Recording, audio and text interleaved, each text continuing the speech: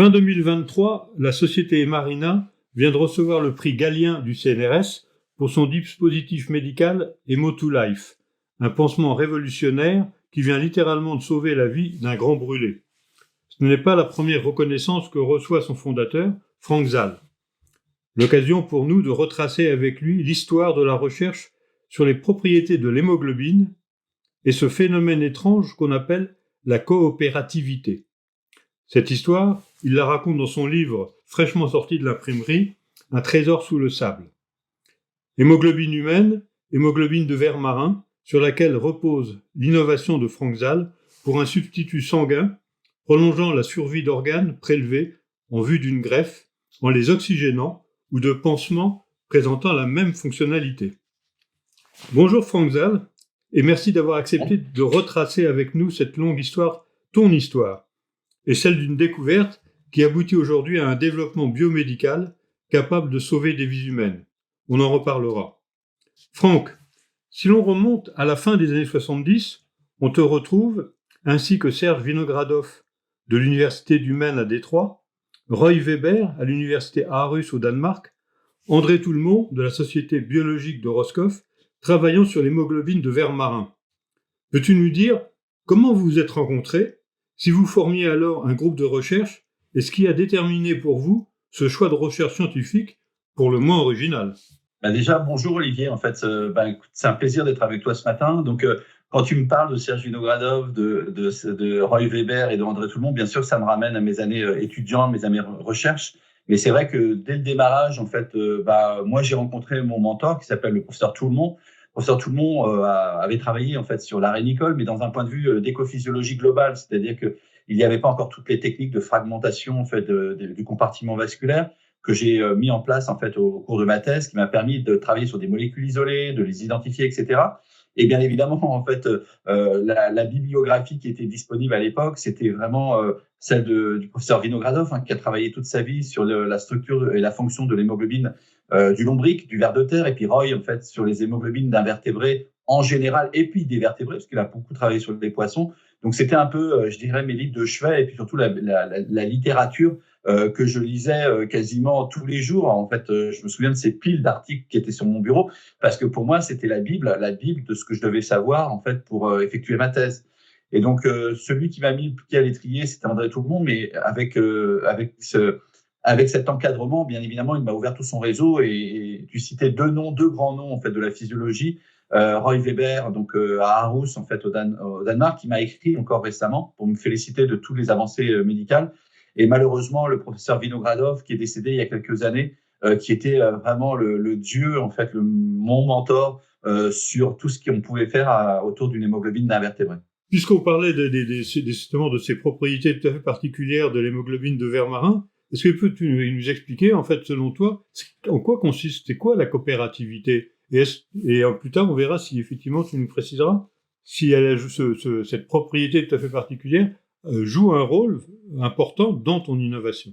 Alors oui, bien évidemment. En fait, les phénomènes de coopérativité, d'allostérie, en fait, sont vraiment des phénomènes extrêmement importants pour les transporteurs d'oxygène.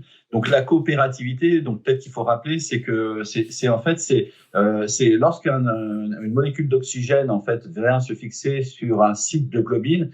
La liaison du deuxième sera plus facile et la liaison du troisième encore plus facile. C'est ce qu'on appelle la coopérativité allostérique en fait dans les pigments respiratoires.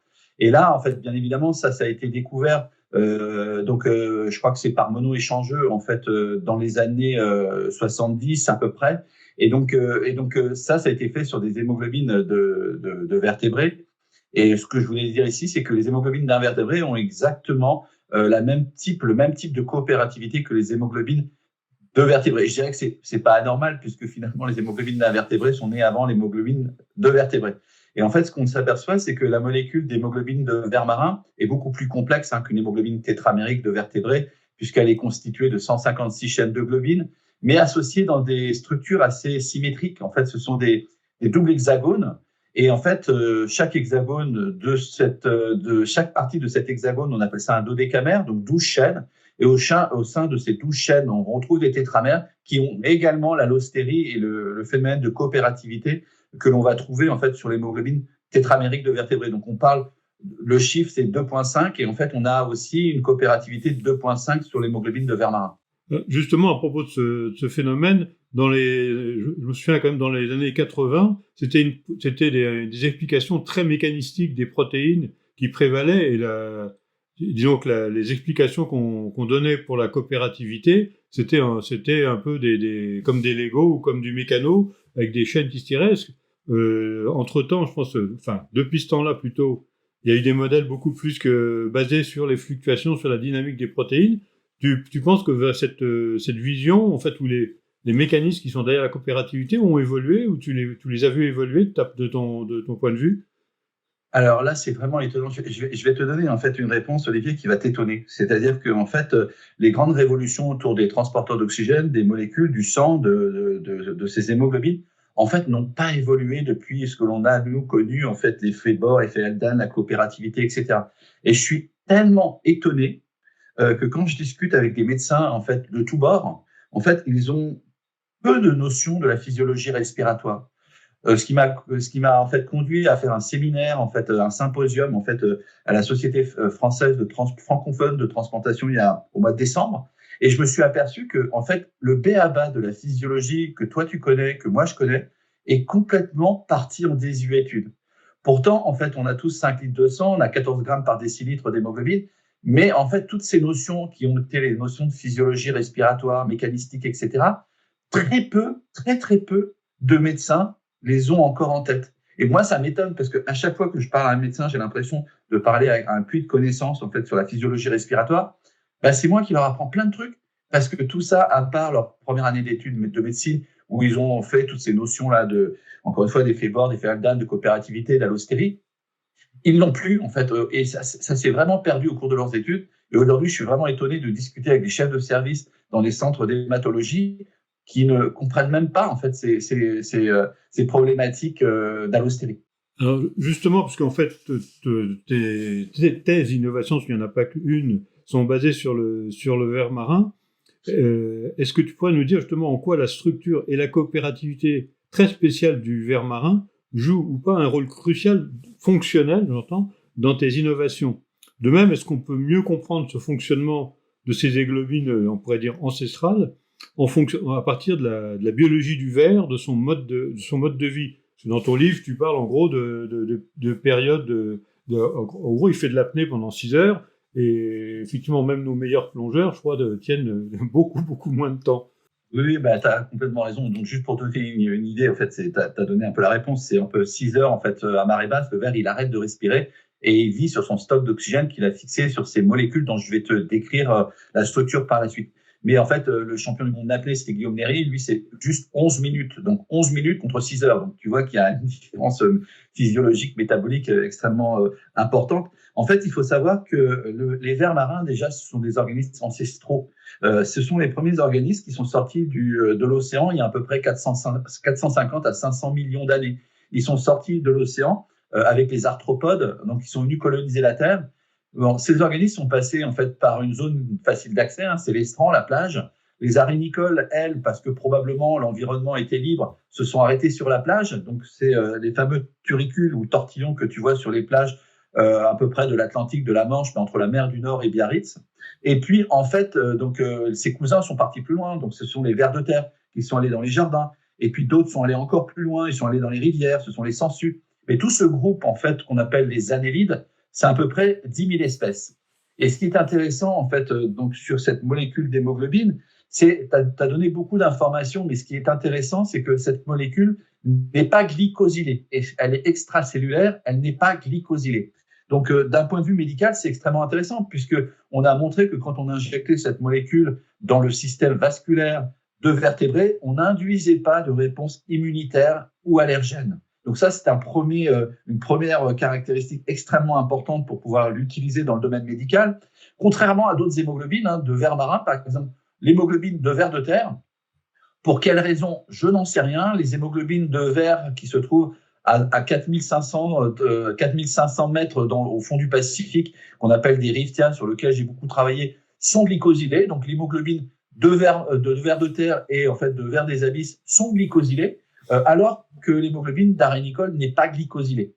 Ensuite, ce qui est intéressant, c'est que contrairement aux hémoglobines de vertébrés qui sont encapsulées dans des globules rouges, là, elle est extracellulaire, donc encore une fois, pas de type H sanguin, mais elle est capable de lier 156 oxygènes contre 4 pour une hémoglobine humaine, qu'on appelle HbA, qui est constituée de 2 chaînes alpha et de 2 chaînes bêta. Il y a des intérêts, c'est-à-dire que cette molécule est capable de lier 40 fois plus d'oxygène qu'une hémoglobine humaine. Donc, ce qui est extrêmement intéressant, puisque c'est une réserve d'oxygène physiologique qui est disponible pour le métabolisme des vertébrés. Juste, il faut aussi rappeler, Olivier, c'est que l'oxygène, on pense que c'est quelque chose qui est toujours positif. C'est vrai quand c'est physiologique, mais il faut savoir que l'oxygène est un gaz extrêmement toxique. Donc, s'il n'est pas distribué d'un point de vue physiologique. Alors, qu'est-ce que ça veut dire? Ça veut dire que c'est les cellules elles-mêmes qui régulent leurs besoins en oxygène pour aller alimenter la chaîne respiratoire. Par exemple, là, Olivier, tu es dans une pièce. Si je te mets 100% d'oxygène, aujourd'hui c'est 21% d'oxygène dans l'air, si je mets 100% d'oxygène dans la pièce dans laquelle tu es, on a fait des manips sur des souris, sur des rats, en fait, les rats ne tiennent pas plus de 100 heures. Donc, en fait, on a démontré par cette expérience que l'oxygène est extrêmement toxique s'il n'est pas physiologique. Donc, l'intérêt des pigments respiratoires, c'est justement de tamponner cet oxygène qui est toxique pour avoir, en fait, un équilibre, en fait, homéostasique et de régulation de délivrance de cet oxygène au niveau du métabolisme. Oui, effectivement, on sait qu'il y a au moins 10 ou 20% de l'oxygène physiologique chez nous qui produit des radicaux libres dont on sait qu'ils sont générateurs justement de stress oxydatif, qui est un peu le carrefour d'ailleurs de toutes les maladies inflammatoires. Il y a juste une chose. Et juste, Olivier, si tu me permets de préciser, ce que tu as dit un truc aussi important, c'est que il faut savoir que dans l'organisme, dans notre sang, en fait, 98% en fait de l'oxygène, 98, un peu plus de 98% de l'oxygène est lié à des pigments respiratoires et que seulement 2% d'oxygène dissous est présent dans notre sang.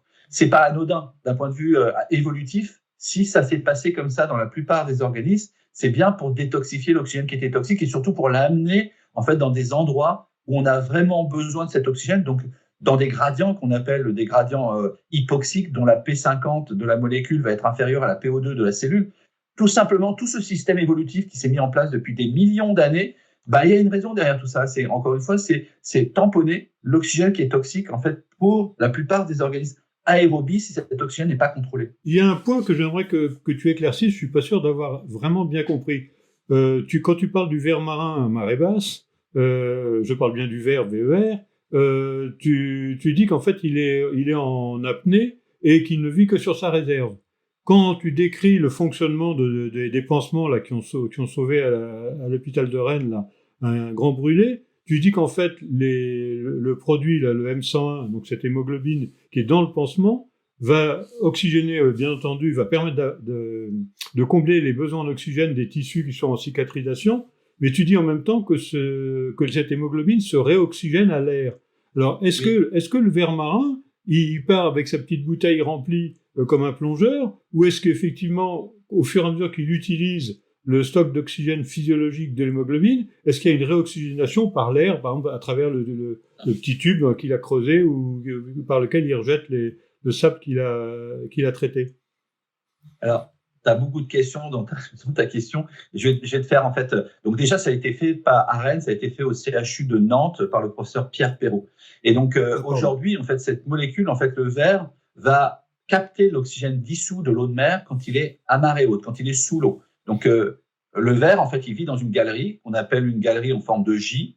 Et en fait, il va faire circuler de l'eau de mer oxygénée sur ses branchies. Il a des branchies externes. Et derrière, en fait, il y a l'hémoglobine qui va, par une cascade de pression partielle, prendre l'oxygène dissous de l'eau de mer, le lier sur ces molécules d'hémoglobine. Et là, donc, il y a une circulation. Donc, c'est extrêmement simple. Il y a une veine, une artère et des capillaires sur le côté qui vont être connectés à la branchie. Mais il y a une circulation. Donc, ça va de l'arrière vers l'avant. Il y a un cœur à l'avant du ver. Et tout ça, ça circule comme, en fait, une respiration classique.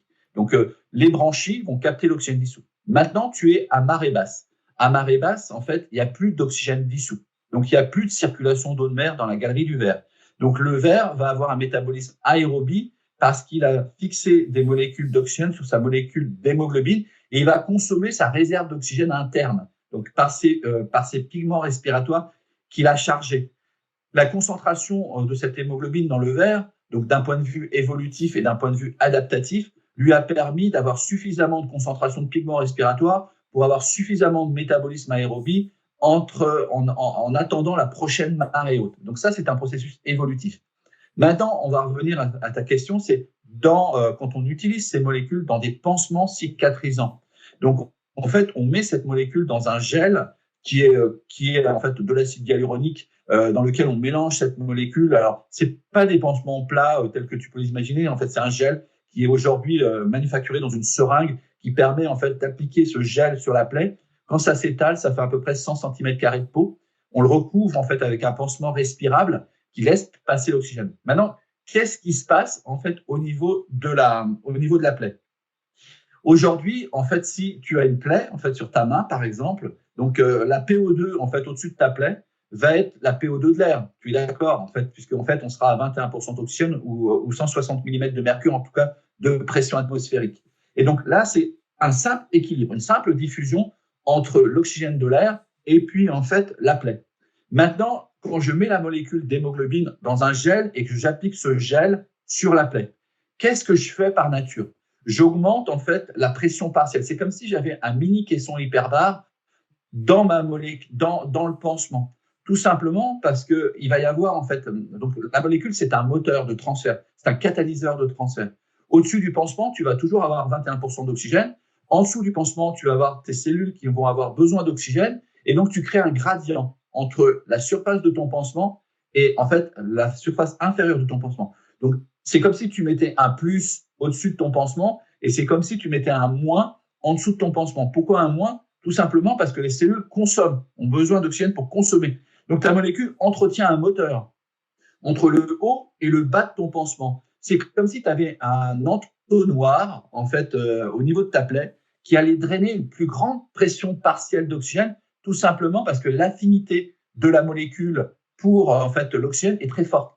On parle de 7,5 mm de mercure. Donc c'est une très très forte affinité. La molécule est extrêmement affine pour l'oxygène.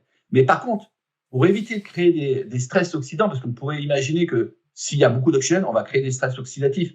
Non, parce que comme elle a une très très forte affinité, elle va fixer cet oxygène d'une façon extrêmement forte. Et pour libérer cet oxygène, il faudra que la PO2, donc la pression partielle d'oxygène au niveau cellulaire, soit inférieure à 7,5 mm de mercure pour pouvoir le libérer. Donc tu vois, en fait, on travaille dans un gradient de pression partielle, c'est un gradient physique entre la PO2 de l'air, la PO2 tissulaire et la P50 de la molécule. Juste pour te donner une idée, en fait, la PO2 d'une mitochondrie au niveau cellulaire, c'est 2 mm de mercure. Donc tu vois, tu as à peu près 160 mm de mercure dans l'air, d'accord? Au niveau de ton pansement, tu as 7,5 mm de mercure. Et au niveau de la mitochondrie, qui est une usine cellulaire qui va créer l'énergie pour les cellules, tu es à 2 mm de mercure. Donc, on crée une cascade de pression partielle entre la PO2 de l'air et la PO2 tissulaire. Oui, donc c'est bien le gradient de transfert. En fait, l'oxygène est tiré vers la mitochondrie à travers ces gradients. Et si tu le permets, Olivier, parce que je voudrais préciser deux choses. En fait, tu as dit que c'était Hémodelife qui était un pansement. Non, Hémodelife, c'était dans ton introduction. Hémodelife, en fait, c'est une solution pour préserver les greffons. Le pansement, il s'appelle M-Healing. C'est un autre produit que l'on développe. Et donc, en fait, le prix Galien que l'on a obtenu, c'est pour Hémodelife, donc l'additif aux solutions de préservation de greffons. Et là, ce qu'on parle, c'est d'un autre produit qui s'appelle M-Healing pour la cicatrisation. Merci pour cette précision. Au-delà de ces aspects scientifiques qui basent en fait ton innovation, je voulais savoir en fait quel regard tu portes sur les processus qui conduisent à l'innovation. On sait que le transfert invention-innovation ne va pas de soi. Et c'est aussi ton point de vue sur la manière dont la science progresse. Doit-on, comme souvent le font les décideurs financiers de la recherche, opposer recherche fondamentale et recherche appliquée? Et à ce sujet, est-ce que tu considères que ton parcours correspond à un itinéraire habituel dans le processus d'accès à la connaissance, ou est-ce que c'est plutôt une exception? Alors, c'est un peu atypique. Tu sais, aujourd'hui, déjà, en fait, il faut voir comment est constitué le système académique. Et encore une fois, je n'ai pas de critique de ma part, je fais juste une simple analyse à froid. En fait, aujourd'hui, le système académique, que ça soit CNRS, que ça soit INSERM ou que ça soit université, en fait, on met des gens dans des silos. Je me souviens, en fait, il y avait la section, je crois que c'était la section 68 quand j'étais, en fait, à l'université, et puis la section 30 quand j'étais, en fait, au CNRS. Ça veut dire qu'en fait, on a découpé la recherche en thèmes. La physique, la biologie, la génétique, etc., etc. Donc, on met des gens, des chercheurs dans des cases. Donc, biologie des écosystèmes ou des populations, etc. Donc, on dit, voilà, toi, tu appartiens, tu es dans cette case. Et donc, en fait, et ne sors pas de cette case. Parce qu'en fait, nous, sinon, c'est pas de juger. On ne sait pas t'analyser. Et en fait, c'est pas ça l'innovation. L'innovation, c'est de la transversalité. L'innovation, elle est à l'interface des connaissances. Donc, moi, j'aurais pu rester jusqu'à ma retraite, en fait, au CNRS, être le spécialiste mondial de la rénicole, publier un tas de papiers sur la rénicole, etc. J'aurais sûrement fait avancer la connaissance dans un tas de domaines. Mais j'aurais probablement pas innové. Parce qu'encore une fois, pour innover, il faut aller confronter ces questions, ces questionnements, ces interrogations avec des gens qui vous parlent pas. C'est-à-dire que moi, ce qui m'a permis d'avancer, c'est les discussions que j'avais avec Jean-Marie Laine sur la chimie supramoléculaire, avec des médecins qui me parlaient dont tu as parlé de la coopérativité. Donc, tu vois, j'étais donc dans le domaine médical, mais moi, j'étais un biologiste marin. Moi, ce qui m'a toujours intéressé, c'est discuter avec des gens qui ne sont pas de mon domaine. Et donc, c'est ça pour moi l'innovation. L'innovation, c'est pas de rester dans sa section ou dans sa section du CNRS ou dans la case qu'on veut nous mettre. C'est parce que ici, tu innoveras jamais. Tu feras avancer les connaissances. C'est très bien pour les connaissances, mais tu auras du mal à innover parce que tu sais pas qu'est-ce qu'on attend de toi, en fait, en dehors de ta zone de confort, qui est ta zone de connaissance. Et donc, aujourd'hui, c'est vrai que le monde académique en train un peu de s'ouvrir quand même vers les innovations plus appliquées. Mais je peux te dire que dans mon cas, et je le raconte dans mon livre, il y avait deux mondes. C'est-à-dire que même toi, Olivier, en fait, quand tu as fait tes études à l'université, on t'a jamais parlé d'entreprise. Moi, on m'a parlé, quand je faisais mes études, on m'a dit, Franck, tu peux faire deux métiers, chercheur ou enseignant-chercheur, quand tu sortiras de l'université. Et jamais on m'a dit que je pouvais créer ma boîte.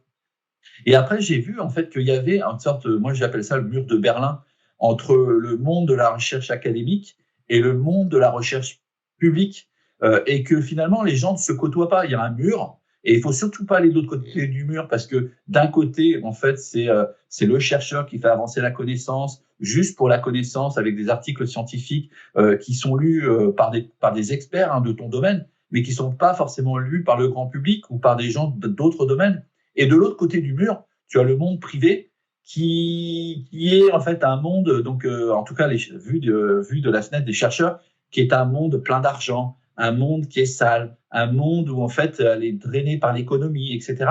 Et donc on a du mal en fait à discuter parce qu'on a l'impression que si on passe de l'autre côté du mur de Berlin, on va être des corrompus de la science.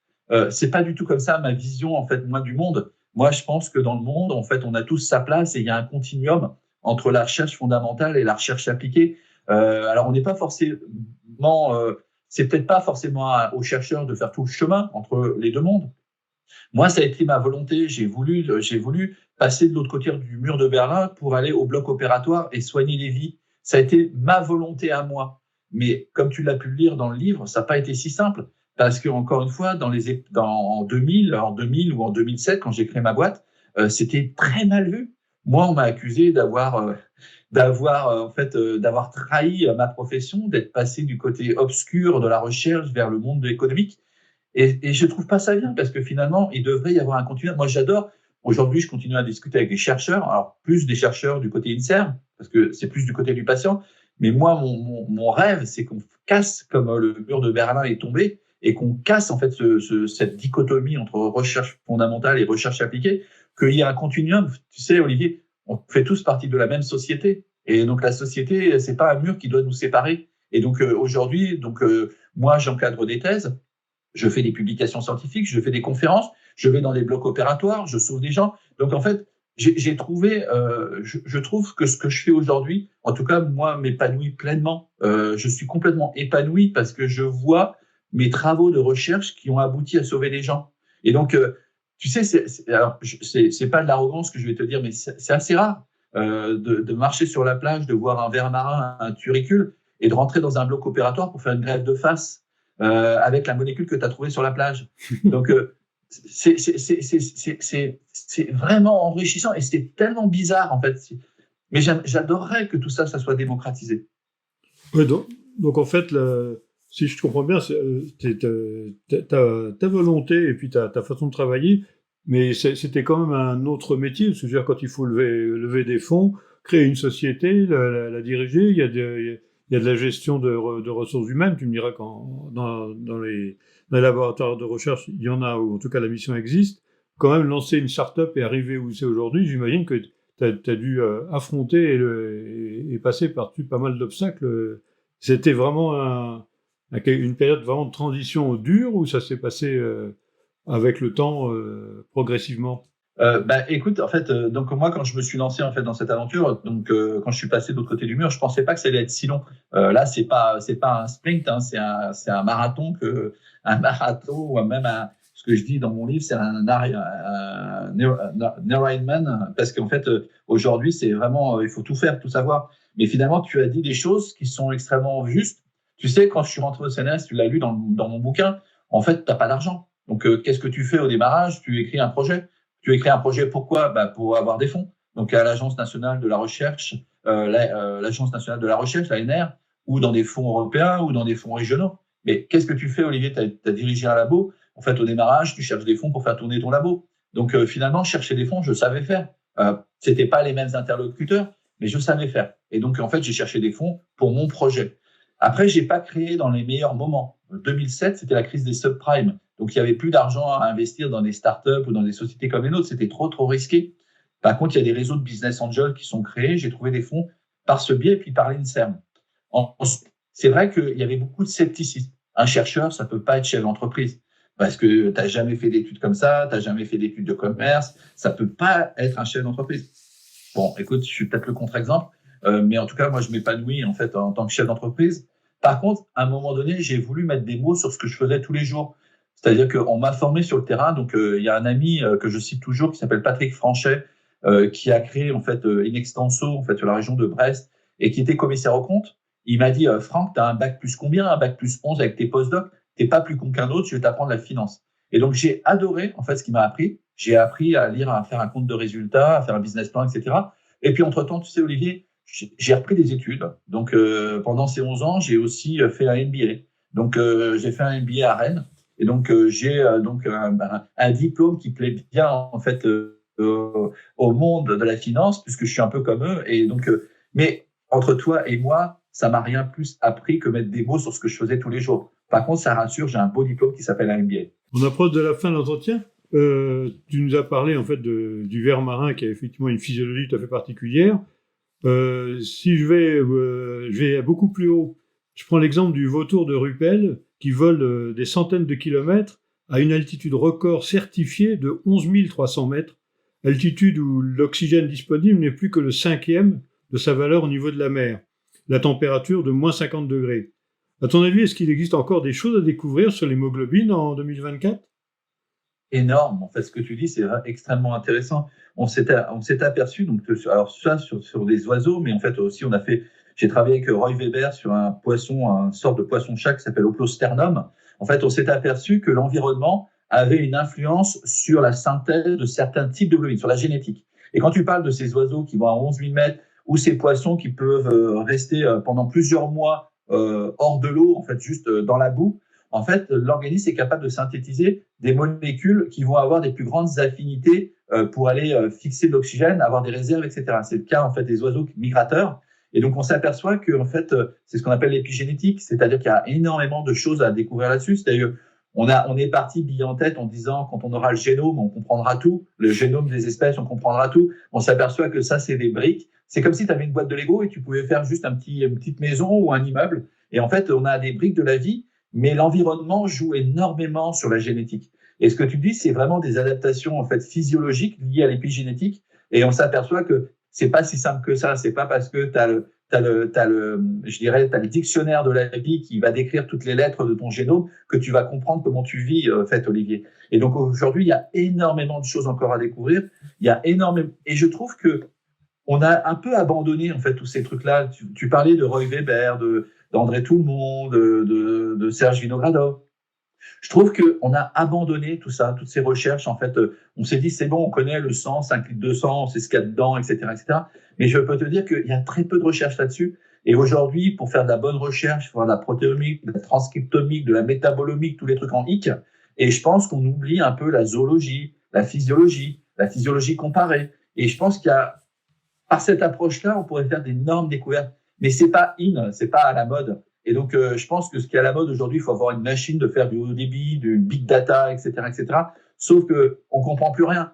Parce que si tu comprends pas les briques de la vie qui sont, encore une fois, l'adaptation physiologique des espèces à leur environnement, c'est difficile d'avancer. Donc, je dirais que oui, il y a énormément de découvertes à faire, mais notamment par une approche que j'adore, qui s'appelle la bio-inspiration ou le biomimétisme, se servir de la nature, qui est 3,9 milliards d'années d'évolution, donc 3,9 milliards d'années de recherche et de développement disponibles dans ton jardin. Et donc, en fait, c'est ce qu'on appelait le métier des naturalistes. Mais aujourd'hui, les naturalistes, c'est has-been. Tu dis, je veux faire de la zoologie, de la taxonomie. On se dit, mais non, fais de la biologie moléculaire, fais de la génétique. Ça, on connaît. Sauf que je t'invite, Olivier, à discuter avec tes médecins. Avec les médecins, en fait, en général, demande-leur c'est quoi l'effet allostérique, l'effet Haldane, l'effet Bohr. Je peux te dire, je connais la réponse. C'est qu'ils vont dire, j'en sais rien, j'ai appris ça il y a longtemps, mais j'en sais rien. Alors que finalement, de savoir comment fonctionnent tes pigments respiratoires, c'est vraiment au centre de la vie. Et puis aujourd'hui, tu sais, il y a 2 choses qui te permettent de vivre. Manger, je sais pas si tu as pris ton petit déjeuner, mais tu peux passer un repas. Mais il y a une chose que tu peux pas passer, c'est respirer. Et donc, la respiration, c'est vraiment au centre de la vie. Et quand tu vois ce qu'il y a de l'autre côté de chaque bouffée d'oxygène que tu respires, avec tes pigments respiratoires qui vont aller inonder en fait en oxygène physiologique tes cellules, c'est ça la vie en fait. C'est vraiment le fondement de la vie. Mais ça, il y a très peu de gens qui s'y intéressent aujourd'hui. Et c'est vraiment dommage parce qu'en fait, tout passe par ces processus qu'on appelle l'ischémie et l'anémie. Il y a beaucoup de pathologies, que ça soit, tu as parlé du stress oxydant, mais il y a énormément de pathologies liées à des problèmes d'oxygénation, l'AVC, l'ischémie, les artérites, etc. Si on mettait en œuvre, en fait, et qu'on remettait au devant de la scène tous ces vieux métiers has-been qui ont disparu, en fait, des enseignements, en fait, des universités, je peux te dire qu'on ferait des générations de nouveaux chercheurs qui pourraient révolutionner, encore une fois, des pans entiers de la médecine comme nous, on a fait avec Larry Nicole. Ouais, je ne peux évidemment qu'approuver quand j'enseigne effectivement ce que c'est réellement qu'une boucle de régulation. C'est-à-dire qu'effectivement, je pense que la biologie cellulaire a pas mal contribué à enterrer la physiologie. On voit qu'il y a vraiment du travail de ce côté-là. Franck, pour terminer cet entretien, je voulais savoir est-ce qu'il y a une question que je t'ai pas posée et que tu aurais aimé que je te pose. Non, en fait, moi, ce que je voulais te dire, je pense qu'on a vraiment balayé, en fait, tout ce que ce que tu voulais dire. Après, tu vois, moi, je vis ma vie avec passion.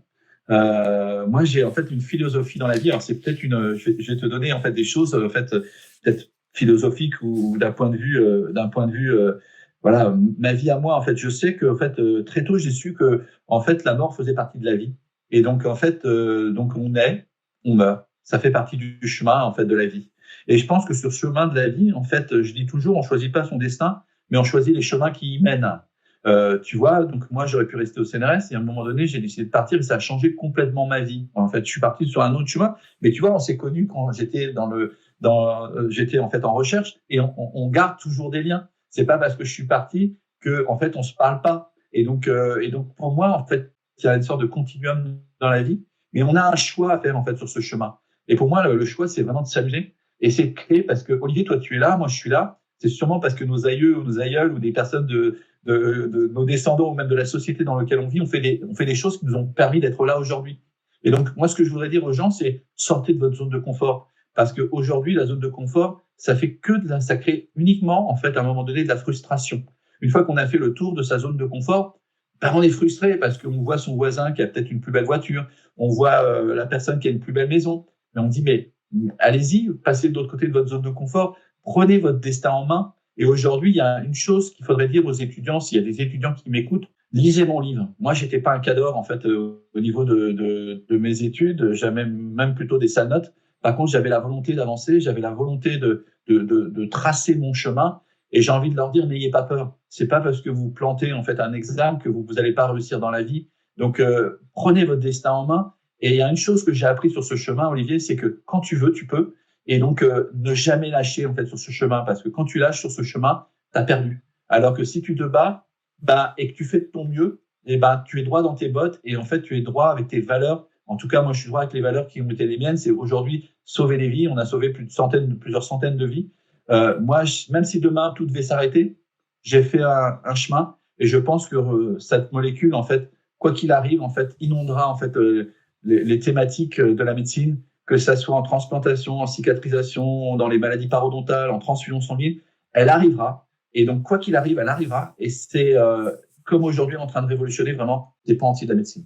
Écoute, merci, parce que je pense que tu as un très très beau message pour ceux qui sont en train de prendre le relais. Je pense effectivement aux étudiants, j'allais dire à nos étudiants, aux étudiants qui travaillent sur ces voies-là. Je te remercie pour cette interview et tout ce témoignage. Et je n'ai qu'une chose à faire, c'est de souhaiter bon vent ou belle marée à toi et à Emarina. Merci à toi, Olivier. C'était un plaisir.